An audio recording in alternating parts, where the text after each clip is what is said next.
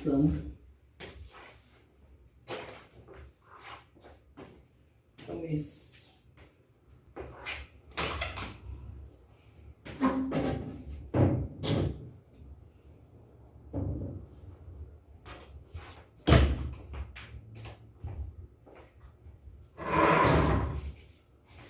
Costumo deixar isso aqui inteiro. Você quer que a gente mostre também? Pode deixar. Vai ser. Morar onde? Onde é que vai ser a montagem? Interior? Não. Acho que não vai montar não, onde a gente já tem o guarda-roupa lá. É. Desmontado mesmo.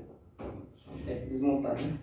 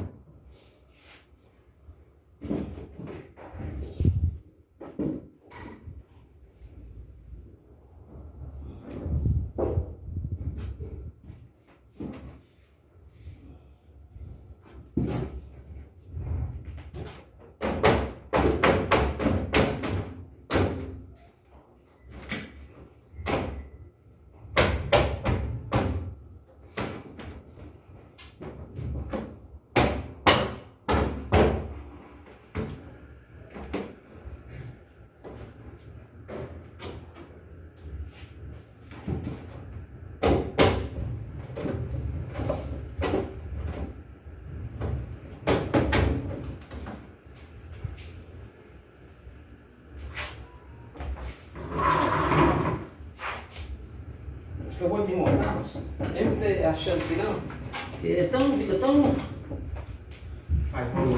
volumoso, né? Então, você fica mais tranquilo.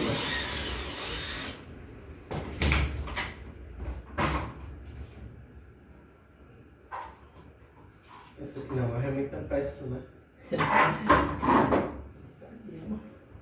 Você tirou as lambadiças dali, mano?